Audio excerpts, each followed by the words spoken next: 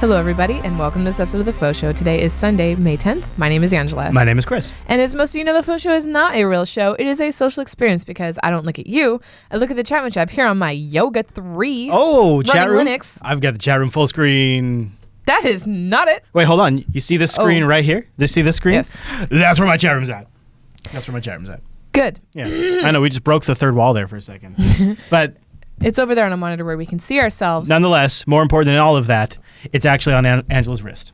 Oh, jeez. No, it's in our lower third. It is the best Hello, lower third on the internet. They're back. There's Kai P and Tyler and Stir Fry Faux. Yeah. All the people. Yeah, that's the lower third right there. They're rocking us. And today, it is Watch versus Watch. I will be... Oh, you know what's a good one is if you had yours on and we had our Shing. things... So I like that you have. Okay, we'll get into this. Yeah. Anyways, I have I have the LG Watch R right here, running Android Wear, the latest version, and Angela has the Apple Watch Sports Edition. Here I have it now, but you'll notice I have something white and something black on my arm. Yes, but I'd like to save that. Okay. We could get into that. So, Angela, can I start with a little story? I think you will anyway. I have watched my grandpa and my dad over many years try to get the watch just right. Play with different digital watches. It's a phenomenon that we have been witnessing for basically repeat itself over and over again since watches were a thing. Producer Q5Sis is quite proud of his digital watch. Here you can see. With the lower third in the background. Yeah, and you'll notice it also has, and I'm waiting for the Apple Watch to come out with this, or maybe one of the Android watches. It has an add-on QWERTY keyboard for the watch. That's awesome. That is pretty good. So I've always, I started actually because a listener sent me the Pebble smartwatch. And so I otherwise wasn't really all that compelled to try a watch. But a listener sent me the Pebble smartwatch, and I tried it out, and I was actually pretty impressed by what it could do, and I realized there's something to this, but the Pebble I got had a screen issue, so it kind of was like I got so close but not close enough. Like I was like, oh, this is nice, but then when I actually need to go use it, the screen screws up and I can't actually tell if it's useful or not. So you had tried Fitbit. Yes, yeah. And that would I think close, that got you lukewarm. Yeah, that did. Yeah. And showed me I could habitually wear something. Right. Because that was the big, but he wears it and he wears it hard. Yeah, because I just felt like, first of all, I was so happy to get rid of my watch. I wasn't sure I was going to want anything. So the Fitbit showed me I could wear something. Pebble Watch showed me that smartwatches are actually legit. And so then I upgraded to the Android watch, the LG Watch R, which is the one I've been rocking now for a couple of months, I think. Something. I think I noticed you bought it like a month ago. Okay, so probably about 2 months then. But so what's funny though is like one of my early memories was me going to get my hair done. Yeah. And we found a ride in the town to do it. Yeah. And you had the watch with the metal, like where the metal band, it doesn't come completely undone. Mm-hmm. It just collapses. Yeah, it like folds in, folds out. And he ended up slipping and falling and like cutting into his wrist. Yeah, I used to always wear a watch. Yeah. Yeah, I always had a watch on, and I actually got rid of it. And I have the scar on my hand somewhere from that. Yeah. I think it's... So that was 1999. Yeah, that was a long time ago. That's why I can't find the scar so easily anymore, because that's how old I am now. Yeah. But so I gave up on watches, and then I seriously started to get back into it when I realized one of the things that's really important to me is messaging. Notifications. He loves notifications. He wants his computer, his wrist, his phone, his tablets. He wants all the things to notify him. No, I hate it. Yeah. It drives me crazy. No, he loves it. But messaging is really important, and I want to be able to respond to you when you send me messages. Right. So that's what made me really get into like the Android Wear stuff. Mm-hmm. So messaging was my key reason for Wear, but yours was more like the fitness stuff, right? So so I started with the Fitbit, and I was awfully rough on mine too, just like he was. Hey-ho. So this is actually my second Fitbit, and it's actually starting to have issues, but I am still wearing it right now because I'm just trying to compare the tracking between the two, which Chris says is like not even comparable. But, whatever. I'm still doing it. I like that the Fitbit does sleep tracking. But so I'm over 30, and I've had 3 kids. Happy Mother's Day to me. And all of you mothers watching. Yeah, seriously. I meant to mention at the top of the show, Happy Mother's Day to everybody. Yeah. It is so hard to lose weight after having kids and when you're 30. Like, I'm just going to say that. And especially if you like Mountain Dew and chocolate wine. She has a Mountain Dew right over there right now. But But the thing is, I only do one a day. That's my second today, though. Anyway, I really like the fitness aspect of it, and we have to get out and exercise. So I have been walking like for intentional exercise 3 miles a day, about 4 or 5 times a week, and doing Zumba. Yeah. And you're getting some serious steps in. Yeah, I like the idea. Yeah, I'm like averaging 14 or 15,000 now, but sometimes like 16. I'm seeing 16,000 come across that thing, and so I really like it for that aspect. I'm not so keen on like notifications and stuff, but it has come in handy. Actually, can I tell you, I feel like I've noticed that I get a hold of you a lot faster. No. Yeah, I have. Because like I think you get the notification on your watch, and so and that has come in handy this week. So if I'm busy with 3 kids, or like I'm walking to the bus stop and I have my phone in my like jacket instead of my pants, which girl pants, our pockets are incredibly small. They're a prank on all women everywhere. But the thing is, because they're so tight, you can feel when you get a notification. Oh, okay. But you know, it's not comfortable to have it there, so I have it in my jacket pocket. Well, it's too warm. But anyway, so I have been getting the little pulse notification. Yeah. But the thing with the Apple Watch right now is that Telegram notifications are not respondable. Right. And if you get more than one, it won't read them. Right. It'll just say you have 2 notifications waiting for you. And so then I got to pull out my phone. And of course, if you're using iMessage, you would be able to respond to them. You'd be able to send emoticons. You could send your heart rate. You could draw something. You can do a voice message. Which I haven't done. Well, I could, but I haven't. So this is where we start to differentiate. This is why I've chosen to go with the watch from Android instead of the Apple Watch. So this is exactly like if I'm going to get a watch and I'm going to get notifications about a message, give me the ability to take an action on the watch. Yeah. And Telegram already has an Android Wear app available. I can send replies to you. I can send canned responses. I can do voice dictation from my watch. Right. That's key to me, right? And it's not just Telegram. All applications can do that. It's much more locked down on just as it always is. And I don't think it'll always be that way, but it definitely is that way right now. So and I bet Telegram gets an app out there. But yeah, eventually. Right now, the only thing I can do is dismiss it. And then know to go look at it. Yeah. But I have received calls and not known that I had a call coming in, and you can actually answer the call on your Apple Watch. I can't do that on this one. And then this is crazy.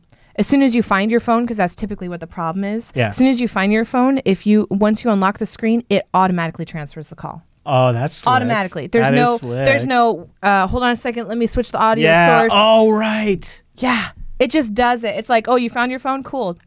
Oh, that's so slick. Yeah. Yeah, so on mine, what I can do is I can answer it, but not on the watch. It just answers it on the phone for me. So what I kind of do is like I answer, and I hope by the time I get to the phone, I can be like, hello. Mine's not so nice as that.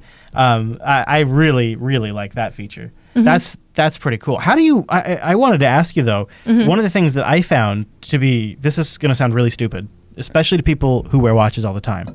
But one of the things I have found to be my favorite feature about having a smartwatch, out of all the things it does, is actually having a watch. Yeah, the time. Yeah. Like, and so one of the things I really like about the Watch R from LG, and there's some other ones that have the OLED screens and do this.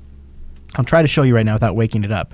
It has an always on mode, so my screen's actually always on right now, and it's in a low power display mode. So I always get the time.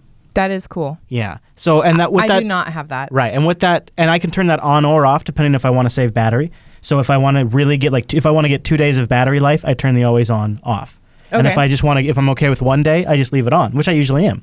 And so the other thing that this allows me to do is when I'm just like sitting here typing or driving, I from my peripheral vision become aware of the time. I mean, I know I have it up in the corner of my screen, but I don't ever look at that. And so just like being like, oh yeah, it's okay, it's 12:57 right now. It's just very handy to have that. And then when I raise my watch, the screen comes on to the full display mode, and I get the full color and full all that stuff, and I can then interact with it. And I can turn that on or off on this. The Apple Watch doesn't even offer that. I'm sure in the future they'd offer something like that, but but here was my point about all of this, and I'm curious to see if this has been your experience as well. The big reveal to me after buying a smartwatch was the thing I really like is having the time on my wrist. Like that actually, like I thought I was the pocket watch guy. My phone is my pocket watch, and I don't need to look at the time. I feel like now after having this, I think I'm always going to wear a watch, even if it's not a smartwatch. I think I will always wear a watch again. How do you feel about it? Have you found having a watch is actually kind of nice? Well, when I upgraded to the Charge Fitbit, it has But you have to tap it and I know, stuff. where you can tap it and get the time. And I did start using it as a way to check the time so that I didn't have to pull my phone out of my pocket. But one huge disadvantage I've had with the Apple Watch is that it is such a big reflective screen that, like, when I'm driving, I'm like, oh, is that a notification? Oh, yeah, I get that no, too. You know. Yeah. And then also, while mine isn't always showing time, it's really good at knowing when I'm looking at the watch. Yeah, like this sometimes misfires a little bit. Yeah, same. But yours, like when I swipe mine away, mine stays on. Yeah, yours turns off immediately, and mine, So it's a little. Yours seems like it pops on right away. This one seems to pop on pretty quick, but that just seems like just a hair faster. Yeah, and I haven't had any issues with battery life, but I do charge it every night. It just. What do you find roughly it's at nighttime? I don't know. I don't check. Well, that means it's not getting low enough where it's warning you. Yeah. So you're doing pretty good. But I think as I use more of the apps and stuff, which not all apps are available on it, it might use a little more. But right now I'm just using like the fitness app and the activity app, as well as the camera app. That is cool, huh? Remote camera control. So remote camera control, and it's not just a matter of there's a button on my phone where I can say take a picture. It literally shows on my watch what my phone is seeing, and then it automatically saves the pictures to my phone. And how's the frame rate? It's fine. I usually do the timer. But I mean, does it look, is like the preview fluid? Because on mine, it's like, initially it's a little choppy. Initially it's a little choppy, but then it's seamless. Yeah. Yeah. I have a cool app on here that I like a lot because sometimes I lose my phone. It's called Android Wear Buddy, and I can use it to signal an alarm on my phone so I can locate it. And I guess that has it too. I found it the other day on there. Right, yeah. There's a way you can locate your phone with the watch. That's kind of handy too. Yeah. So another thing that, I tried to customize it, but I'm just not a super user, like this guy. But while I was taking a bath, he went ahead and made it so that I can see what time the sun is going to set in the upper left-hand corner. I can see what temperature it is outside, which was really handy yesterday when I took the kids to the trail. I was like, well, what temperature is it out right now? Oh, they don't need coats. Like, it's only going to get warmer. Yeah. Right now it's 64 degrees, which actually that seems low. It seems like it's warmer than that. It's 63, yeah. And then it says at the bottom the current calendar thing, which is live FauxShow. Those are different widgets on the clock face. They're called complications, and you can change those complications to show different things. Now, show us here what we got here. This is neat. Yeah, so the upper left-hand picture is me putting on my watch for the first time, showing like the size of it. Yeah, as it's syncing, and then the two pictures are to show the difference in step counting. I was really surprised to see that the Apple Watch was gaining more steps than the Fitbit, but I think that's because my Fitbit is dying. Like, I don't know if it's like mercury in there or whatever that's bouncing back and forth, but it's only counting every other step on unintentional walks. So anyway, and then on the bottom left is the workout thing. It's like really focused on calories, but you can also do other types of exercises. So I just do open. I'm not doing a time frame. I'm not doing a calorie burn count. And so that's just kind of cool. And it gives you like your average heart rate during the walk or exercise. I really like that. Yeah. And I think when you're in exercise mode, it samples your heart rate faster more often. So right after I posted the picture in the upper left, I posted that on Instagram, and then as soon as I went to Instagram to see the picture, it said get notifications on your watch when your favorite accounts post. Yeah, so the apps became aware that you had a watch. Yes. That's nice. Yeah. And similar on Android, when you have an app that has a Wear component, once you install Android Wear, it starts pushing those to the watch. It's nice like that. Yep. And then I did my heart rate. I figured out how I can just take it whenever when I feel like I want to. And then the pedometer, I downloaded an extra pedometer app through the watch app, which is weird, right? There's a whole nother app store in the app watch app. But it just uses my iPhone's pedometer. I think it uses both. It might. And I think that the steps were a little inaccurate at first. Like, I think it's learning me so or here's something. A couple things I know is the motion coprocessor in the iPhone and the motion coprocessor in the watch compare notes, and they use time because they both have the same time code, and that stuff so they know they have an idea of who missed which steps. So they compare notes, and then they merge that into the health app. So you have one number that represents both what the phone's tracked and the watch is tracked comparatively. So I think that's why the pedometer apps can do that as well, because I think that's just built into the system. Right. And then the part where you feel like it's getting more accurate.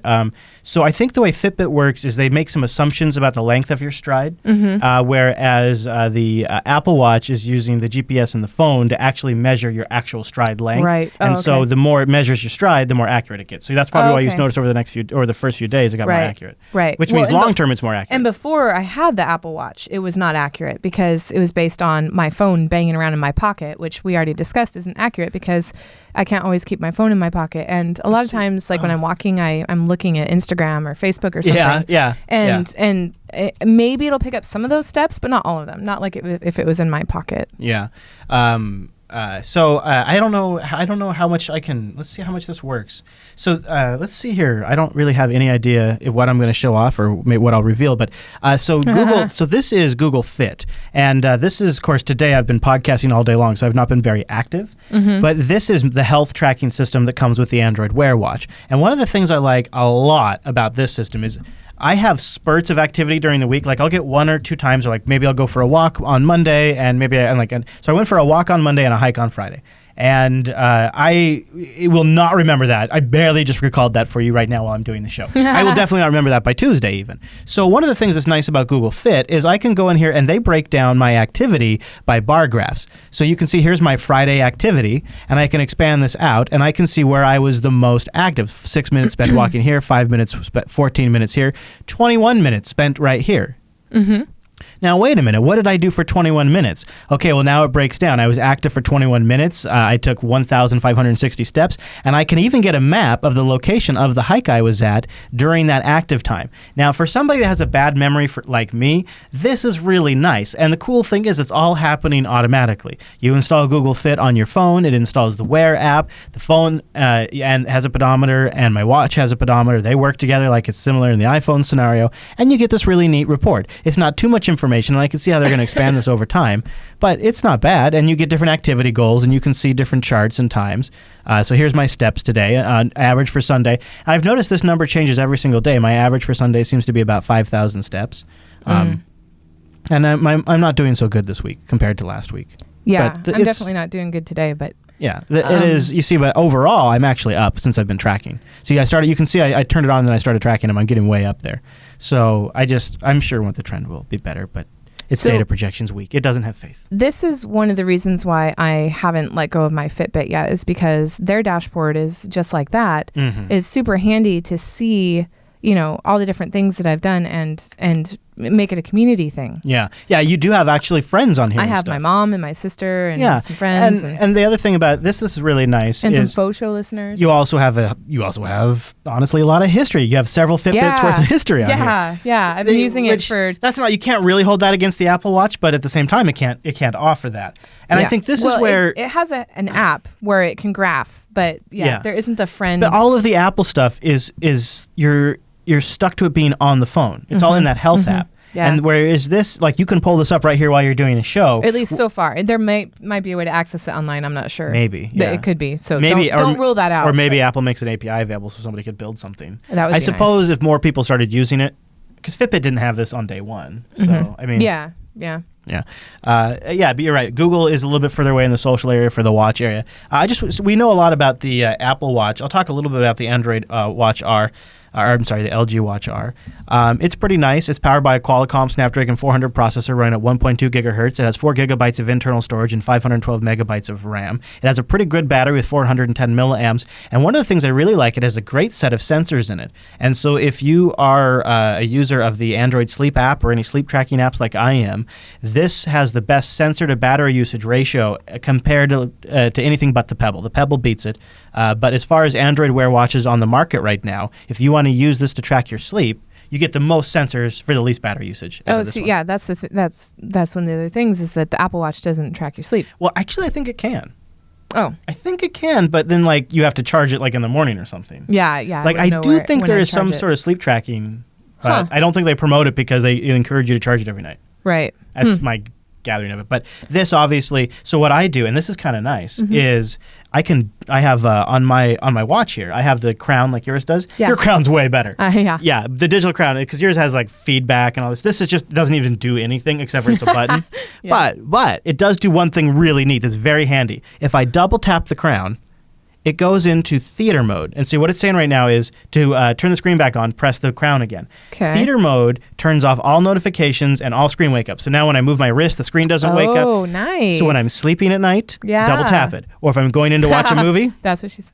I double tap it. Right. Right? And so, Good. yeah, that's theater mode, and it's really, really nice. I'm surprised That's Apple handy. doesn't offer something like that, since the Well, iPhone's like the if only you- smartphone that has If you put your hand over it, it shuts up and yeah, whatever. it mutes your... But it doesn't like. What I like is, because you've noticed the first couple nights I had this. Remember, like it was turning on the light in the Yes. bedroom. Yeah. But then I quickly figured out if I turn on theater mode, that stops, but it still Yep. keeps tracking everything, so I still get all the sleep sensors. That's good. Yeah. That is good. So the Morning Cron said, so you buy a $500 watch to make you feel bad about not walking enough.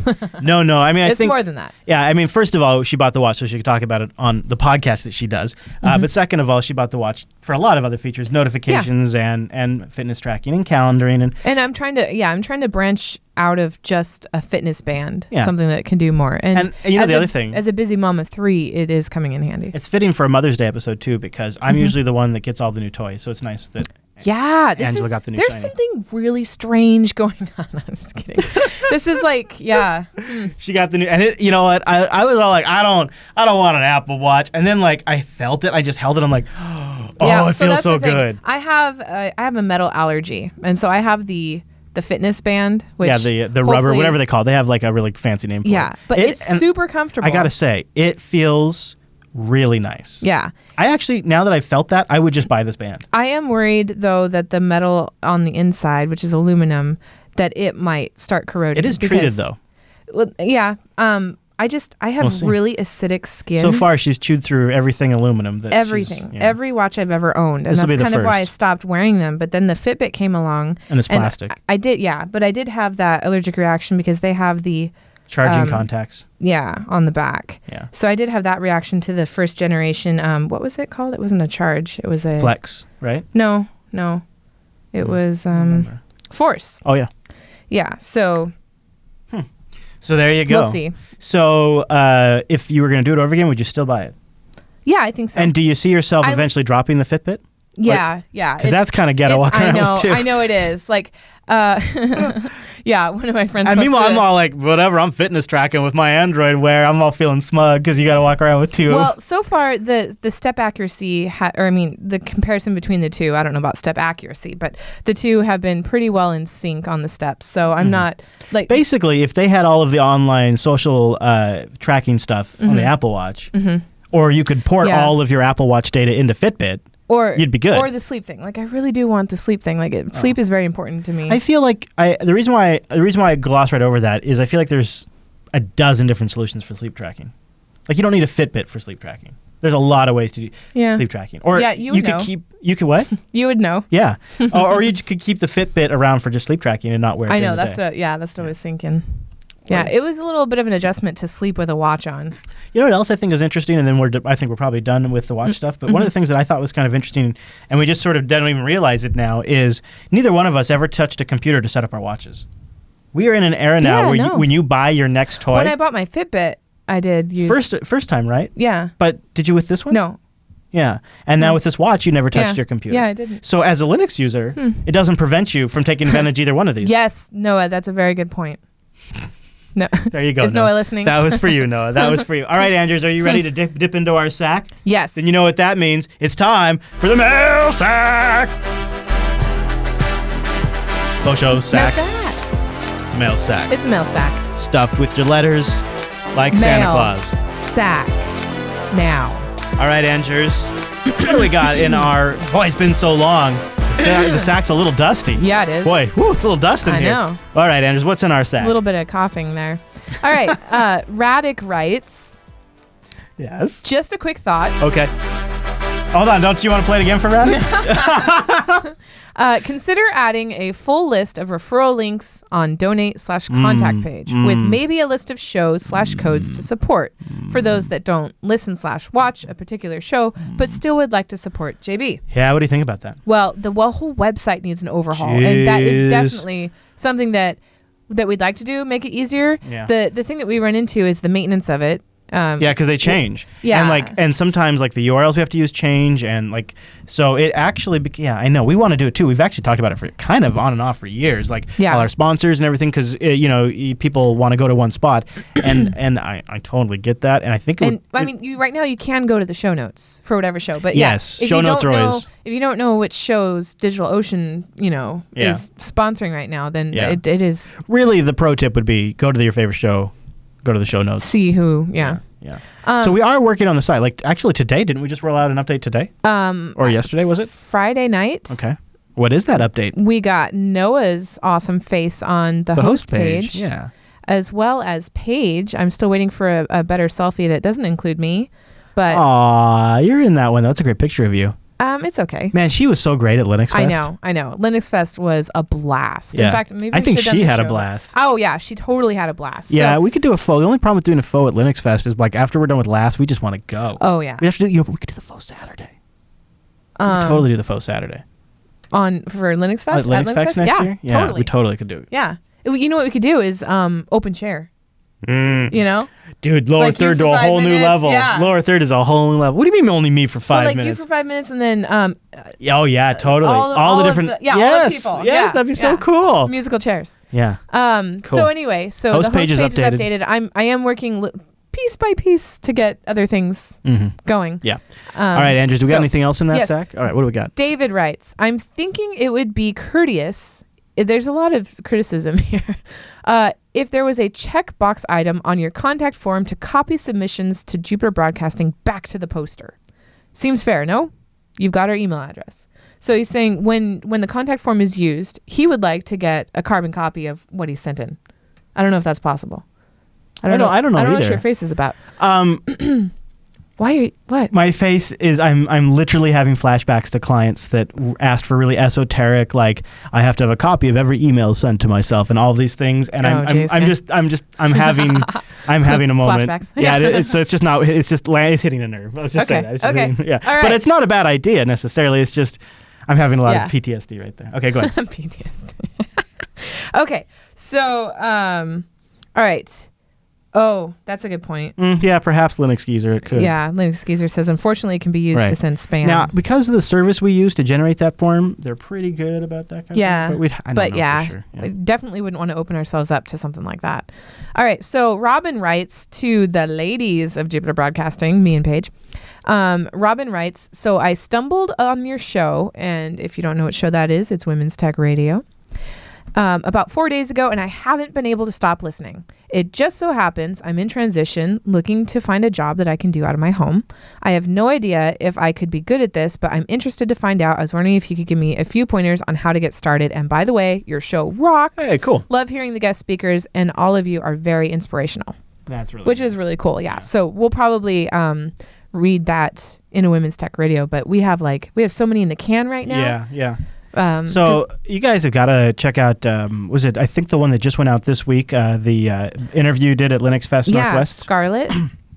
Or is it next week's that's going to have another interview from Linux Fest Northwest? We have 3 interviews from Linux Fest Northwest. Okay. One was Makered, one was Scarlett, so this is the one at the booth? Andrea Frost. This was episode 25, Living the Linux Life. The gal, that's Scarlett, on the floor. That was in a room. Right. And she's been using KDE and Kubuntu for she ever. works for them. Yeah. And so that was and then 25 is fascinating. 26 is recorded at the booth. The audio quality is a little bit better. And again, it's another open source enthusiast. It was really great. You guys found some great people to talk to at Linux Fest. I know. And so people have asked where is this all the Linux Fest content? So you've seen, if you check out Linux Action Shows, Linux Fest Rocks 2015, then the following Linux Unplugged, the best of the fest or something like that. Oops. And then BSD Now has some interviews coming up, and so does Women's Tech Radio. So there's actually still some more Linux Fest content coming up. So not only is Women's Tech Radio just loaded with Linux Fest stuff. Mm-hmm. Actually, there's a pretty cool interview coming up pretty soon as well. This one? Yeah. Yes. This one was amazing. Shannon Morris. Shannon Morris from Hack 5. Yeah, and Tech Thing, her new show with Patrick Norton. Yep. We had her on the show, and I'm not sure when that will debut, but it is, like, we're going to get the Linux Fest stuff out first, but then, it was Snubs is super awesome. smart. She's crazy talented. Very and what's been really cool about her is I watched her on Hack 5 kind of like, her tech geekiness sort of just go up and up over the years, and it's been really cool. Mm-hmm. So, and of course, since she's an on-air personality, those always make for the best interviews. Absolutely. They are always great to talk to. Yep. All right. Is that everything in our sack? Yeah, that is the whole mail sack. So that's this episode of the FauxShow. We'll see you next week. Did you enjoy this FauxShow? Well, guess what? You can catch more at jupiterbroadcasting.com and subscribe to the weekly RSS feed. Oh, I'm going to watchplate.com. Yellow or rose gold? Oh, gosh. No, thank you. No. I will keep that open, though. That is what she said. That's where you want I look this. like ginormous. Well, see, the problem is your husband's on that new diet. And, Wow. I'm just kidding. Whatever. There's no new diet. All right, so I'm now on the hook to generate some sort of, I don't know, like just like I'm dancing monkey, some sort of mail sack graphic for you. Is that what you expect from me now? There's so much expectation. I don't know how you expect me to perform. Is that gonna work for you? Because that seems really dumb. I know, right? It's super dumb. I was picturing like right there. I know, that would be great, but this is just so big. Yeah, well, that's what she said. Yeah, I did just say it.